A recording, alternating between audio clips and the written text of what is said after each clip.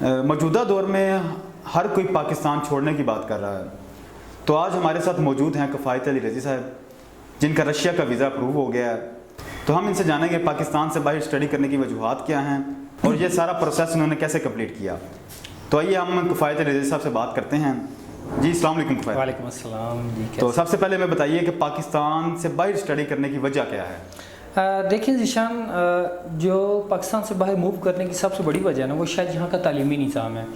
अगर मैं आपको सच बताऊँ कि मैं कभी भी याददाश्त के हवाले से बहुत ज़्यादा एक एक्सीलेंट तौर पर सामने नहीं आया। मैं एक भुलक्कड़ सा इंसान हूँ, लिहाजा कभी भी मैं अगर कुछ चैप्टर याद करूँ या कोई थ्योरी याद करूँ तो उसका कॉन्सेप्ट तो मैं ज़हन में रख सकता हूँ, लेकिन उसको वर्ड बाय वर्ड याद नहीं कर सकता, उसका रट्टा नहीं लगा सकता। ये एक मेरा ड्रॉबैक समझ लें या मेरा एक पॉजिटिव फैक्टर समझ लें। अब पाकिस्तान में क्या सिस्टम है, अगर आप इंट्री टेस्ट का को देने का इत्तेफाक हुआ तो उसमें क्रिटिकल थिंकिंग के क्वेश्चन नहीं है, उसमें डेवलपमेंट अप्रोचेज़ वाले क्वेश्चन नहीं है। यानी आप समझते हैं कि पाकिस्तान में तालीमी निज़ाम नहीं है? हाँ, एक ऐसा तालीमी निज़ाम नहीं है कि जिसमें आपकी कायदाना सलाहियतें, आपकी लीडरशिप, आपकी मैनेजमेंट स्किल्स उभर कर सामने हैं, बल्कि ऐसा निज़ाम है कि जिसमें फ़कत आप वो जिस तरह एक मुल्ला की दौड़ मस्जिद तक होती है, उसी तरह आप एक वो ना, या पंजाबी में कहते हैं खाडे का गवाह डड्डू, तो वो एक ख़ास एक महदूद और एक हद खींच दी गई है जिससे आप बाहर नहीं निकल सकते। अब आप CSS के इम्तिहान की ले लें, पाकिस्तान में जो सबसे बड़ी पोस्ट का जो पेपर है ना, वो CSS है। डायरेक्ट आप 17वें स्केल के लिए मुंतखब होते हैं, आपको डायरेक्ट टेक्नोक्रेट की सीट पर बिठाया जाता है और चंद ही अरसे बाद आपको ब्यूरोक्रेट कर दिया जाता है। अब उसका क्या है, उसमें जो चीज़ें पूछी जा रही होती हैं उसमें आपकी जहानत का इम्तिहान नहीं लिया जा रहा, उसमें आपकी याददाश्त का इम्तिहान लिया जा रहा है। याददाश्त जिसकी ज़्यादा है वो कभी भी एक अच्छा लीडर नहीं हो सकता, मुमकिन है, लेकिन जिसकी जहानत ज़्यादा है ना, वो हर सूरत एक अच्छा लीडर होगा। याददाश्त वाला शायद अच्छा लीडर हो, लेकिन जहानत वाला हमेशा एक अच्छा लीडर होगा। तो यहाँ पर अगर मैं कायद-ए-आज़म यूनिवर्सिटी में अप्लाई करता, मैं नस्ट में अप्लाई करता, मैं लम्स में अप्लाई करता, लम्स में तो मैं अप्लाई करने का एलिजिबल नहीं हूँ। और ये जो मैंने बाकी यूनिवर्सिटीज़ बताई हैं पाकिस्तान बाकी के भी बड़े ऊंचे मेरिट हैं, हाई मेरिट। यही मसला है, मेरिट गलत तरीके से बनाया जाता है। वहाँ पर मैं एक जगह पर मैं अप्लाई करने का ही एलिजिबल नहीं हूँ, उसका अहल नहीं हूँ, तो मैं वहाँ पर एडमिशन किस तरह लूँगा? अब जिस यूनिवर्सिटी में मैंने एडमिशन, मुझे स्कॉलरशिप पर मिला है, वो अपने खर्चे पर मुझे बुला रहे हैं, वो अब जिस यूनिवर्सिटी में मुझे वो अपने खर्चे पर बुला रहे हैं, वो पाकिस्तान की सारी यूनिवर्सिटी से रैंकिंग में अच्छी है और वो टॉप 300 में आती है। ठीक है, ओवरऑल वर्ल्ड की यूनिवर्सिटी? हाँ जी, QS रैंकिंग में वो टॉप 300 में है। पाकिस्तान की कुछ यूनिवर्सिटी है जो टॉप 300 में हो? नहीं। अच्छा, ठीक है, QS रैंकिंग में कोई भी टॉप, शायद कोई एक आध हो, लेकिन मेरी नज़र से कोई नहीं गुजरी। शायद कोई हो, शायद हुई भी तो वो एक आध होगी, ज़्यादा नहीं होगी। टॉप 500 की हम बात कर सकते हैं, टॉप 500 में कोई होगी। तो देखिए, जिस रैंक की यूनिवर्सिटी मुझे अपने खर्चे पर बुला रही है, अपने खर्चे पर पढ़ने का मौका दे रही है, वो उस लेवल की यहाँ पर यूनिवर्सिटी मुझे अपने यूनिवर्सिटी में अप्लाई करने का मौका नहीं दे रही, तो कैसे मुमकिन है कि मैं यहाँ पर वो अपनी तालीम को आगे। अच्छा, अगला सवाल आपसे हमारा ये है कि नाजरीन को बताएं कि आपने ये स्कॉलरशिप कैसे हासिल की? जी देखें ज़ीशान, स्कॉलरशिप हासिल लगन से होती है, मोटिवेशन से होती है, शौक। कितना टाइम आपने मुसलसल अप्लाई किया यूनिवर्सिटीज़ के लिए? देखिए, मैं जब 7वें सेमेस्टर में था तब से मैं अप्लाई करने लगा था। मैंने तुर्की में अप्लाई किया, मैंने हांगकांग में अप्लाई किया, मैंने रशिया में अप्लाई किया, मैंने कतर में अप्लाई किया, इन सब ममालिक में अप्लाई किया, डेफिनेटली अप्लाई किया। और तो रशिया में स्टडी करना आपकी प्रायोरिटी लिस्ट में था कि?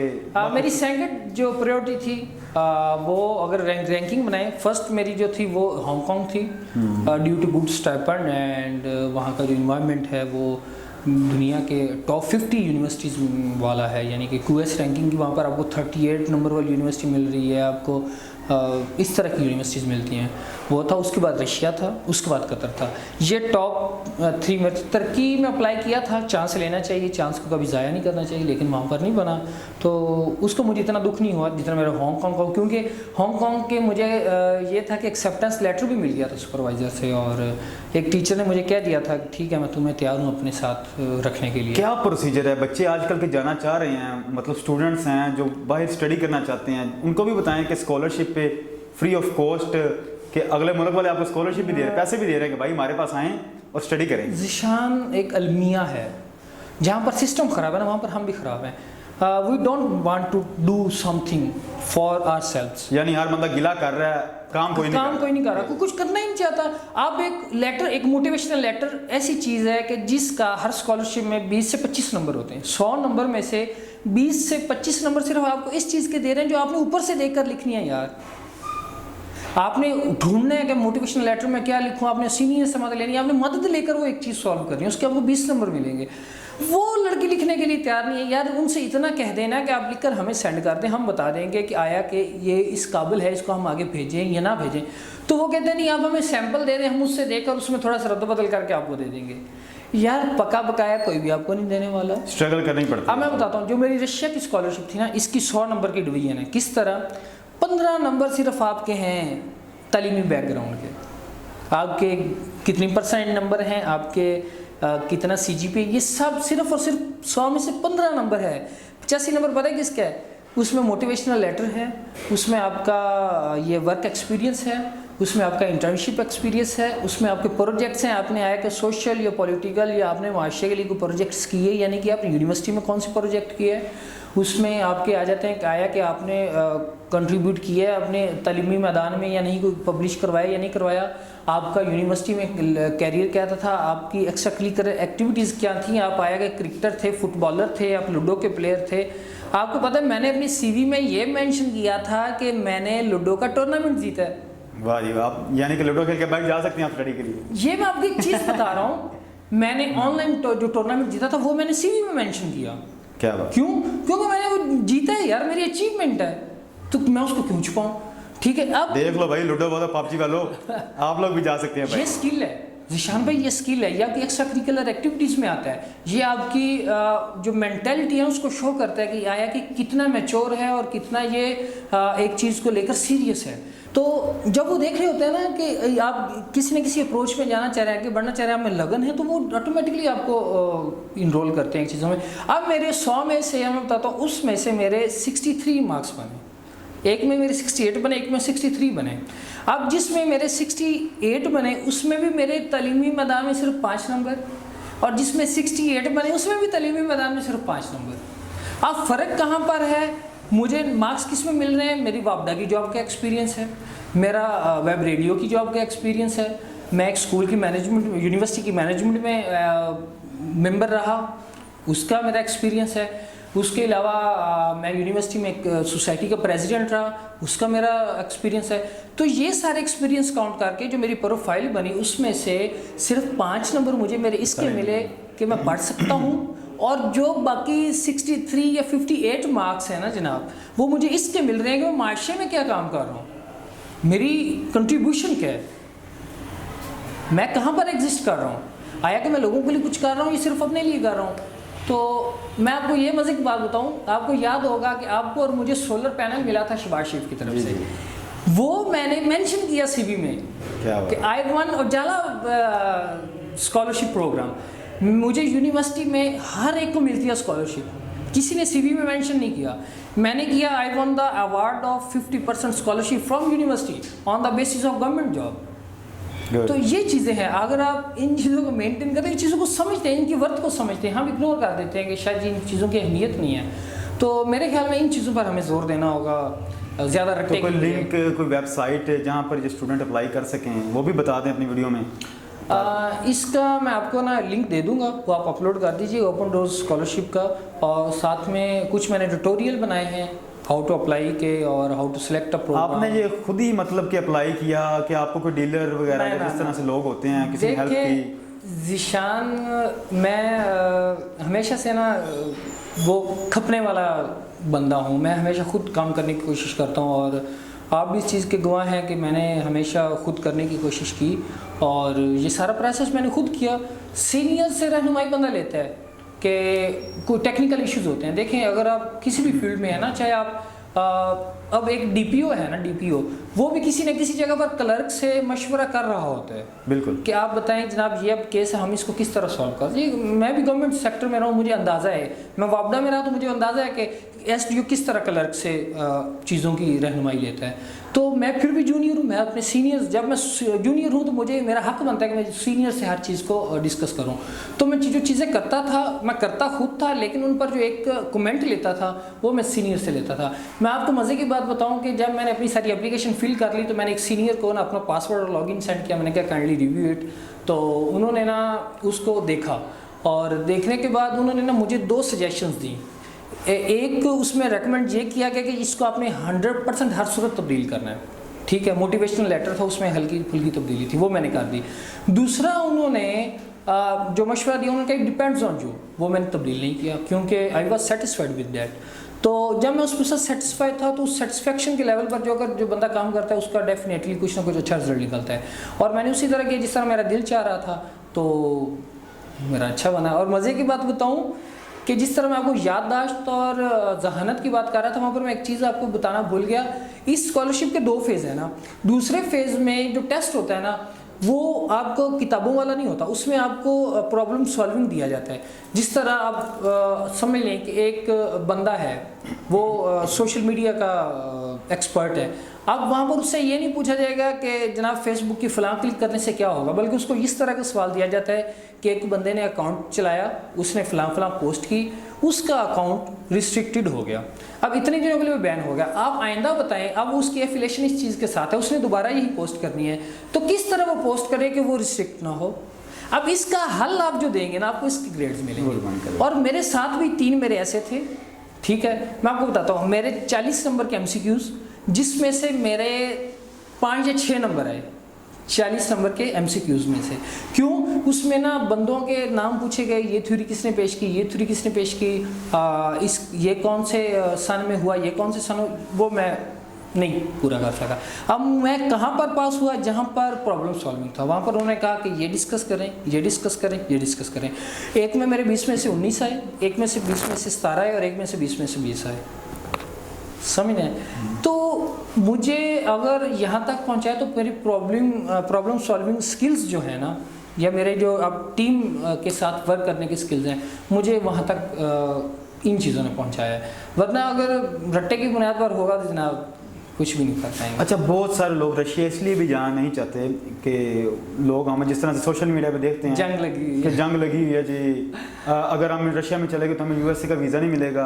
देखिए, इस बारे में आप क्या सबसे पहली बात कि मैं जिन सीनियर्स को जानता हूँ ना, वो मास्टर्स के बाद PhD करने के लिए यूरोप मूव किया उन्होंने, ठीक है।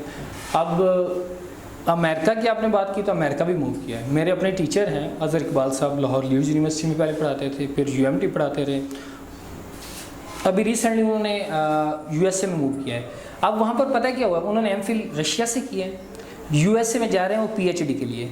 उनकी PhD फ्री है, उनको मंथली $1000-1200 मिलेगा, उनकी जॉब लगी हुई है, जॉब के अलग पैसे मिलेंगे और जो वजीफ़ा आना है पढ़ने का वो अलग मिलेगा, ठीक है। अगर तो ये होता कि बंदा USA नहीं जा सकता तो वो कभी ना जाते। देखिए, आपकी पहचान आपका पासपोर्ट है, ना कि Russian passport. So you should, तो पाकिस्तानी पासपोर्ट भी तो फर्स्ट पासपोर्ट है, मतलब उस बेस पे आपको वीज़ा वगैरह इजीली मिल जाता है। यहाँ पर मैं एक बात बताऊँ, रशिया की बात करें, रशिया में विजिट वीज़ा इस वक्त 100 में से 10 लोगों को मिल रहा है, 90 लोगों को नहीं मिल रहा। विजिट वीज़ा भी नहीं मिल रहा, विजिट वीज़ा नहीं मिल रहा, लेकिन रशिया में स्टूडेंट वीज़ा 100% मिल रहा है। क्योंकि देखिए, जब आप स्टूडेंट वीज़े पर जा रहे होते हैं तो आपकी एक वर्थ है, आपकी एक एलिजिबिलिटी है, आप एक क्राइटेरिया से गुजर कर आए हैं और आप एक चीज़ के साथ एफिलिएट हो चुके हैं, तो वो आपको कोई भी इनकार स्टेट नहीं करती अगर आपकी उनकी शराइत पूरी कर रहे हैं, ठीक है। अगर आप शराइत पूरी नहीं करते definitely they will reject you, तो आप इस पर कोई सवालिया निशान भी नहीं रेज कर सकते। तो ये है।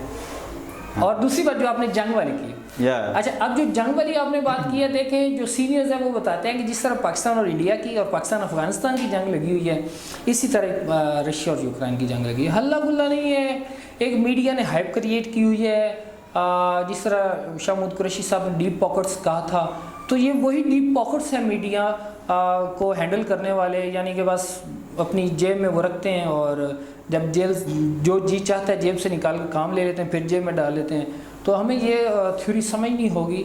और जो प्रोपेगेंडा मॉडल है मीडिया का, तो ये वो सिलसिला है, इसमें चूँकि इस वक्त मीडिया जो सारा है, चाहे BBC हो, चाहे CNN हो, चाहे DW हो, ये सारे इंटरनेशनल चैनल्स इस वक्त एंटी रशियन हैं। तो इस चीज़ को हमें एक्सेप्ट करना होगा कि जो हमें दिखाया जा रहा है वो दिखाने के और हैं और खाने के और हैं। अच्छा, मैं 2 बातें आपसे पूछना चाहूँगा। और एक तो अगर कोई स्कॉलरशिप पे जाता है उसका कितना एक्सपेंस आता है, और एक अपने पर्सनल एक्सपेंस पे जाना चाहता है। हमें दोनों के एक्सपेंस के बारे में बताएं। अगर कोई पर्सनल जाना चाहता है या फ्री ऑफ कॉस्ट जाना चाहता है तो उसका क्या प्रोसीजर है और कितना एक्सपेंस आ जाता है इसका? देखें, जो हम स्कॉलरशिप वाले स्टूडेंट जितने भी हैं ना, कोई तकरीबन 25 से 26 हैं पाकिस्तान, जिनसे मैं राब्ते में हूँ, जो पाकिस्तान से इस दफ़ा जा रहे हैं। हाँ, इस दफ़ा जा रहे हैं। अच्छा, हमारा कितना एक्सपेंस है? जो कराची से जा रहे हैं उनका टिकट है 80 से 85 हज़ार रुपये का। जो मुल्तान से जा रहे हैं उनका है 1,05,000 से 1,11,000 के दरमियान। जो लाहौर से जा रहे हैं उनका है 1,20,000 से 1,30,000 के दरमियान। जो फैसलाबाद से जा रहे हैं वो 1,10,000 के राउंड अबाउट है। तो ये फिगर है। सियालकोट वाले भी 1,10,000 वाले फिगर में आ जाते हैं, पेशावर वाले भी 1,10,15 वाले फिगर में आ जाते हैं। तो ये है आपका टिकट का। 23,000 रुपये आपका वीज़े का है और 12 या 13,000 रुपये आपके लीगलाइजेशन का। ये मैक्सिमम 2.25 लाख बन रहा है ना। हमारी मेडिकल की फीस लगती है, गवर्नमेंट हॉस्पिटल में जाएं। ये स्कॉलरशिप का बता रहे हैं ना? जी, स्कॉलरशिप। यानी सिर्फ आप अप्लाई करें और टिकट लें और पहुंच जाएं। हाँ जी, क्या बात। आपका 1.5 से 2 लाख रुपए खर्चा है। उसके अलावा आपने जो पहनना है अपने ऊपर, वो तो आपने अपने ऊपर, वो तो आपकी अपनी मर्जी है कि आप चाहे वो सोना पहने चाहे पीतल पहने, बिल्कुल वो आपकी मर्जी है। उसमें कोई आपको रोक नहीं सकता और ना ही कोई अपनी चॉइस आप पर नाफिज और कर सकता। इस वाले में आपको वहाँ पे मतलब हॉस्टल देखें, अगर हॉस्टल वो हमको देंगे, जो कि अगर वो ना दें तो हमको पाकिस्तानी तकरीबन 50 से 60 हज़ार रुपये पर मंथ पड़ता है, पर बेड, पर रूम। मैं उस तरफ भी आता हूँ। मैं सबसे पहले ये पूछ रहा हूँ कि स्कॉलरशिप में आपको क्या क्या फैसिलिटी हुआ? अच्छा, हमें हॉस्टल मिलेगा, हमें हमारी फ़ीस माफ़ होगी जो कि 18 से 20 लाख रुपए के दरमियान है। हमारी जो लोकल ट्रांसपोर्ट है वो फ्री होगी, वो हमारा सोशल कार्ड बनेगा, उसमें वो हमारा कवर होगा। तो ये आप अंदाज़ा लगा लें कि हमारी इतने बचत है। और दूसरी तरफ अगर पार्ट टाइम जॉब की भी इजाज़त है। अभी जो स्टूडेंट उधर गए हुए हैं, यानी कि आप पार्ट टाइम जॉब भी कर सकते हैं? हाँ, 2-2 अच्छा, कई ममालिक इस चीज़ की इजाज़त नहीं देते कि आप अगर स्टडी के लिए आए हैं मतलब स्टडी करें। ज़िशान भाई, वो फिर स्टाइपेंड इतना देते हैं कि आप ना रच जाते हैं। हाँ। अब देखिए, हांगकॉन्ग आपको 6 से 7 लाख रुपए पर मंथ स्टाइपेंड दे रहा है, चाइना आपको 2 लाख के राउंड अबाउट स्टाइपेंड दे रहा है, ताइवान आपको 3-3 लाख रुपए तक स्टाइपेंड दे रहा है। ताइवान यानी कि एक वो हमें बुला रहे हैं, ऊपर से पैसे दे रहे हैं भाई। साउथ कोरिया आपको 2.5-3 लाख रुपए देता है, जापान आपको 3-4 लाख रुपए देता है, सऊदी अरब आपको कई यूनिवर्सिटियाँ 70-80 हज़ार देती हैं, कई यूनिवर्सिटियाँ 5-5, 6-6 लाख देती हैं। ठीक है, दुबई आपको पैसे देते हैं। तो फिर अब वो डेफिनेटली जब इतना पे कर रहे हैं तो आप चाहेंगे कि आप पढ़ाई में उतना आगे निकलें कि वो आपको मतलब कोई जॉब शॉप करने की, जॉब की ज़रूरत ही नहीं यार। 5-6 लाख मंथली है, क्या ज़रूरत है? हाँ, पाकिस्तान में टूट पड़ना है। हाँ, ठीक है। लेकिन मसला ये है कि अफसोस के साथ, माजरत के साथ, ये पाकिस्तानी ऐसा रंग खिलाते हैं ना उधर जाकर के शर्मिंदगी होती है यकीन जाने। आज एक स्टूडेंट ने अपने ना स्कॉलरशिप के लिए एक्सेप्टेंस लेटर मांगा प्रोफेसर से। प्रोफेसर ने उसको पता क्या मेल की? उसने कहा पिछले साल मैंने एक स्टूडेंट को अपने साथ हायर किया, वो मुझसे पैसे लेकर चला गया, अभी तक वो ना तो मेरे मैसेज का रिप्लाई करता और ना ही मुझे ये बताता वो कहाँ पर है, मुझे मेरे पैसों का भी नहीं पता। वो कहता कि आज के बाद कम से कम मैं पाकिस्तान से कोई लड़का नहीं लूँगा। आप ये बताएं कि जो हकदार था उसका हक तो मारा गया ना। चंद लाखों की खातिर उसने पूरे पाकिस्तान के मुंह नाम खराब हो जाता है, ज़ाहिर बात है, धब्बा लगा दिया है। तो ये सूरत हाल है। बहरहाल अच्छा, हम टॉपिक पे वापस आते हैं कि हैं, कोई बात नहीं। अच्छा, हम टॉपिक पे वापस आते हैं। स्कॉलरशिप का आपने बता दिया कि आपने सिर्फ टिकट लेना और चला जाना, बाकी आपके सारे एक्सपेंस फ्री हैं। अगर कोई पर्सनल एक्सपेंस पे रशिया जाकर स्टडी करना चाहता है, उसका हमें टोटल एक्सपेंस बताएं। देखिए, तो यूनिवर्सिटी की फ़ीस कितनी है, ट्रैवलिंग एक्सपेंस, ये वो सारा कुछ। वीज़ा और एयर टिकट तो बराबर है, ठीक है। अब जब वहाँ पर आप जाएंगे तो सबसे पहली चीज़ ये है कि आपको वहाँ पर होटल लेना पड़ेगा या होटल में एक कमरा लेना पड़ेगा। कमरा लेंगे तो आपको तकरीबन पाकिस्तानी लाख 1.25 लाख में पड़ेगा। अगर आप कमरे में एक बेड लेंगे तो आपको 50 से 60 हज़ार के दरमियान पड़ेगा एक बेड, ठीक है, वो चाहे आप कमरे में लें या हॉस्टल में लें, ये आपकी मर्ज़ी है। 50 से 60 हज़ार का वो पड़ेगा। उसके अलावा आपके जो ट्रेन का टिकट है ना, वो कहते हैं कि 50 से 70 रुपये के दरमियान ना आपका एक साइड का लग जाता है। यानी कि आप यूँ यानी कि ये आप वहाँ के लोकल ट्रैवल की, हाँ जी, तकरीबन 200 से 250 रुपये आपको एक स्टॉप से अपनी यूनिवर्सिटी तक जाने का लग रहा है और 250 ही वापस आने का लग रहा है। 500 रुपये तो ये सीधा सीधा हो गया। उसके अलावा आप फीस जो है ना, जो जिस प्रोग्राम में मैं इनरोल हुआ हूँ उसकी फ़ीस पाकिस्तानी रुपयों में काउंट करें तो 18 से 20 लाख के दरमियान उसकी फ़ीस है। ठीक है, 6 लाख से 8 लाख रुपये के दरमियान उसकी फ़ीस एग्जिस्ट करती है और 6 लाख का मतलब है कि 19 लाख या 18.5 लाख रुपए पाकिस्तानी पर ईयर, एक साल का। और आप फिर इस तरह काउंट कर लें कि अगर आप एक बेड लें 50,000 12 5 6 लाख ये हो गया, और साथ में आपने वो लिया, तकरीबन आपको एक साल ना 35 से 40 लाख का पड़ता है। ठीक है, और बाकी आप खुद अंदाज़ा लगा लें। मैं इस वक्त 35 से 40 लाख रुपए पर साल सेविंग हो गई, मतलब सेविंग है। हाँ, मैं खुद पर इन्वेस्ट कर रहा हूँ। बड़ी अच्छी बात है ये, आपने कोशिश की, अल्लाह ताला आपको कामयाब करे। तो कब की आपकी फ़्लाइट है, कब जा रहे हैं आप रशिया? मैं इंशाल्लाह नेक्स्ट वीक जा रहे हैं। ज़बरदस्त जी, माशाल्लाह बड़ी अच्छी बात है। तो वहाँ के जो आपके दोस्त वगैरह हैं, कुछ उन्होंने फरमाइश की कि पाकिस्तान से मेरे लिए ये चीज़ लेके आए? जी, 2 चीज़ों की बहुत ज़्यादा फरमाइश है, एक है लोटा और दूसरी है सिगरेट। क्या लोटा? जी जी, वो तो क्या? असल में वहाँ पर वॉशरूम में शावर इस्तेमाल नहीं करते, तो ये बाहर से लोटा पार कर फिर। हाँ, तो पाकिस्तानियों ये चीज़ देख के जानी है आप लोगों ने, वहाँ पे लोटे नहीं मिलते। और दूसरी जो सिगरेट है वो कहते हैं सिगरेट इनकी बेजायका है, वो तंबाकू उतना कड़वा नहीं है जितना पाकिस्तान को हमें मज़ा नहीं आता, तो वो फिर डंडे के डंडे ही जाते हैं। तो आप लोटे लेके जा रहे हैं फिर? लोटा कहा तो है, लेकिन जगह बहुत ज़्यादा गिरता है, वजन नहीं है उसका, देखेंगे सूरत हाल क्या बनता है, तो बोतल वगैरह बेहतर है। चलें जी, इंशाल्लाह ताला नेक्स्ट वीडियो में फिर मुलाकात होगी। तो अगर कोई स्टडी वीज़ा के मतलब किफ़ायत अली रज़ी साहब से इन्फॉर्मेशन लेना चाहता है तो लिंक में मैं इनका ईमेल दे रहा हूँ, आप इनसे रब्ता कर सकते हैं। किसी भी तरह की मालूमात चाहिए हो तो ये आपको प्रोवाइड करेंगे इंशाल्लाह ताला जी। इसी के साथ हमें इजाज़त दीजिए, दुआओं में याद रखिए। अल्लाह हाफिज़। बहुत शुक्रिया।